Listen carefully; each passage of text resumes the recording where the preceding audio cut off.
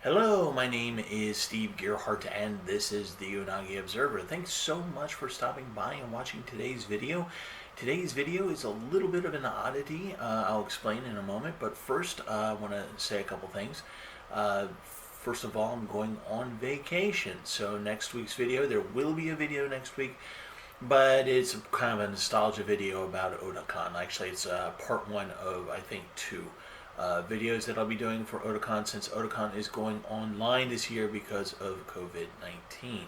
So I just kind of wanted to, for those Otaku people who wanted kind of some good memories, that video is on its way next week. So next Tuesday, you can't expect a video, it just won't be a review or anything. Another thing is that for the foreseeable future, I will be over on the Geek Archaeology channel every, for most Saturday nights, again, for the foreseeable future, with Brent Newhall. Again, it's Geek Archaeology. I'll put the link down below. And a couple other people, and we all just kind of, Brent does the news, the weekly dig, as it's called, and then the bunch of us just get online and start talking about it. So if you want to come over and watch that, that'd be great. Saturdays, I think, are around 9 o'clock. Check out the Geek Archaeology channel anyway. There's a lot of good stuff. And check out their Discord page. A lot of good people over there. So I think that's about it. So let's get into today's retro review of this thing called Winds of Change.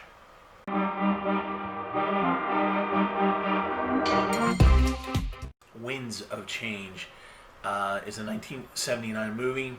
It is based on Ovid's, what is it called? Metamorphoses, or Metamorphosis.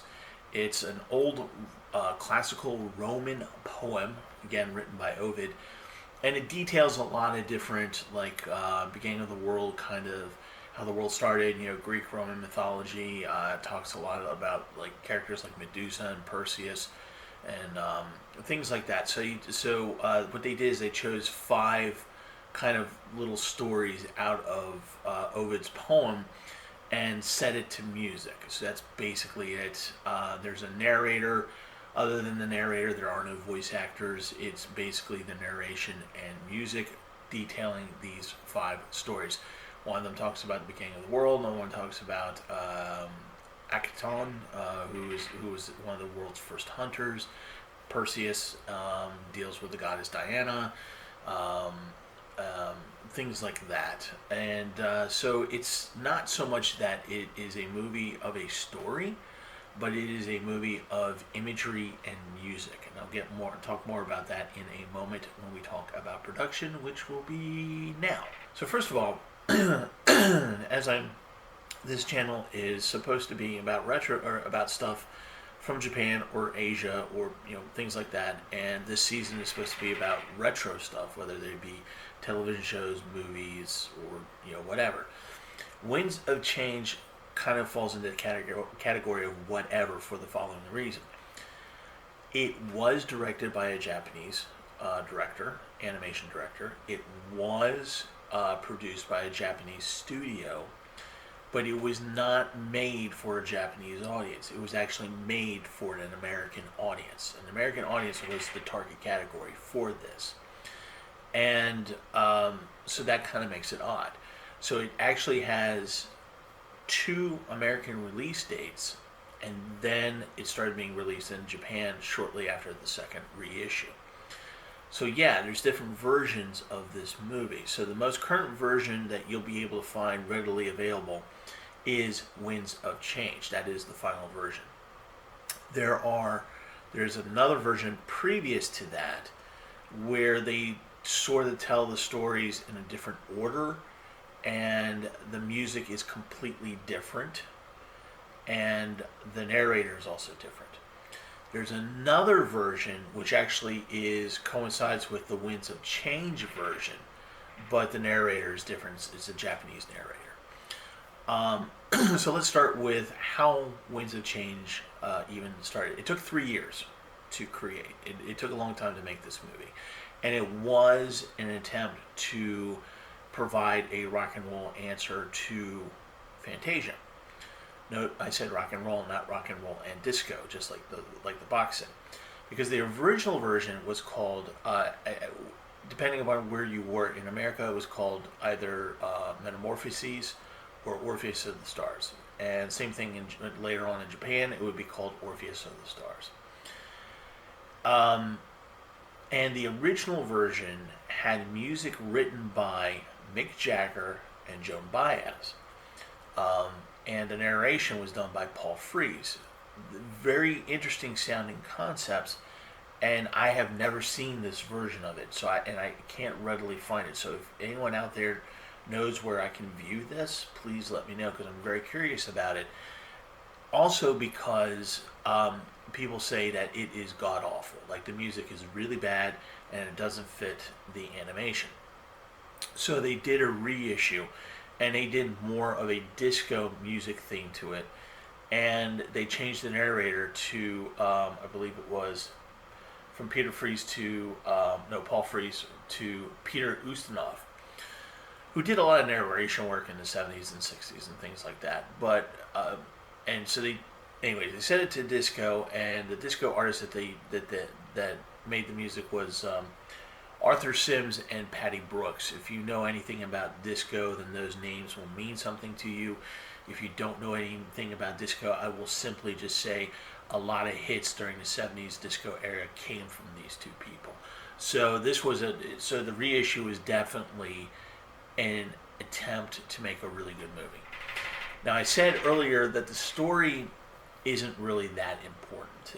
Again, it's 5 chapters or vignettes from Ovid's Metamorphoses, and the story is almost non-important. What you do get out of it is that the lead protagonist is a young boy and a young girl, and they play different lead roles in each chapter. So they go back and forth in time, but they're the same animated characters playing different roles. So that you kind of have to wrap your head around it. And the music is supposed to showcase the animation. So it's really not about the story at all. So if you're trying for a story in here, not really.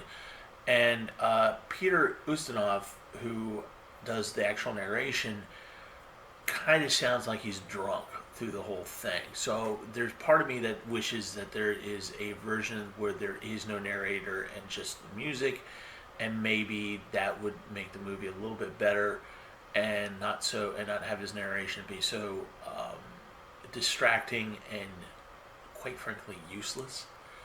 And again, I wish I could see the original version where the music was written by Mick Jagger and Joan Baez, and see if it really is a mess that everyone says it is. Like it was aired at a Albuquerque film festival, and everybody hated it, so they just pulled it right then and there. So I think it only got one showing, or a very limited release. So anyway, so like I said, it sounds like this is very American. The animation is kind of like Belladonna's Sadness insofar that you can see smudges and little parts of animation techniques, and periodically just brief glimpses of actual anime in this movie. This movie is entirely animated, but otherwise it almost does look Disney, almost.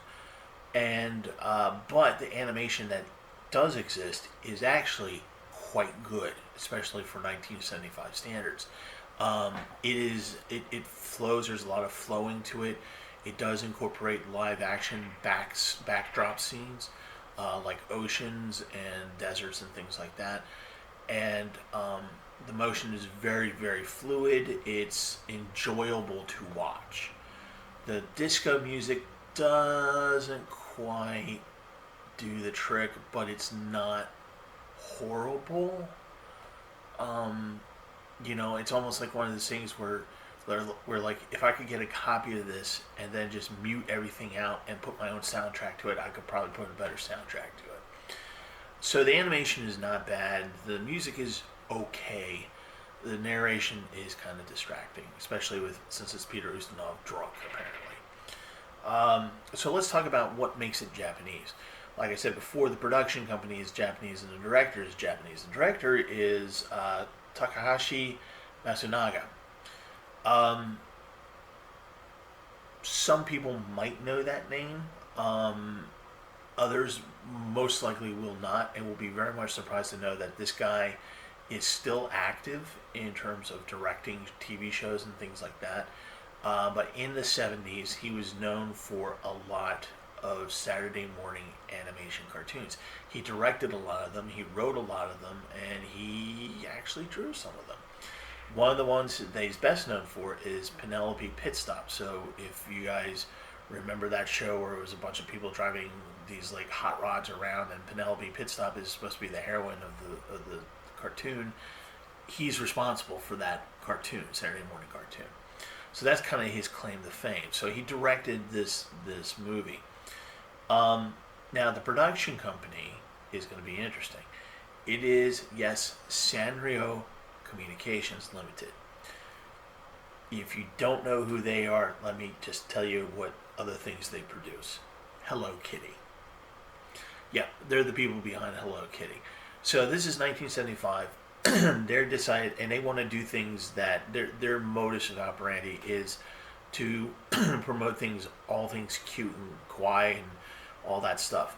And they thought that this movie would be, like they said, the next Fantasia, and so they thought it would be cute. And the characters are cute, but it is more of an adult animation than anything else.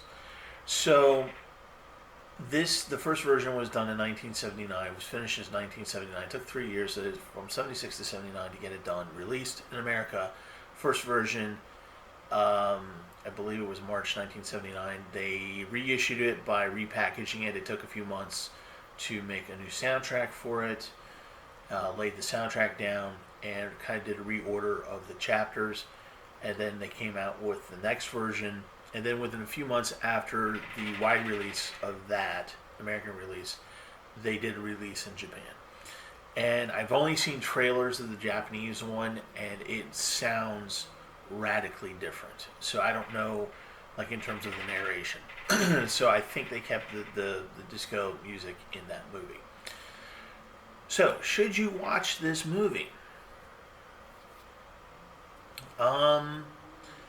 If you're one of those people who likes to see different and odd animations, definitely.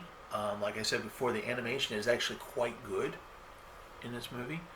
I just wish that someone put a better soundtrack to it. Like, I could totally see somebody taking this movie, kind of clean it up a little bit, put it in HD or whatever, and clean up the animation some so that it just looks a little bit more crisper, and just totally redo the soundtrack. And I think that it would actually be a hit. I think people would like it.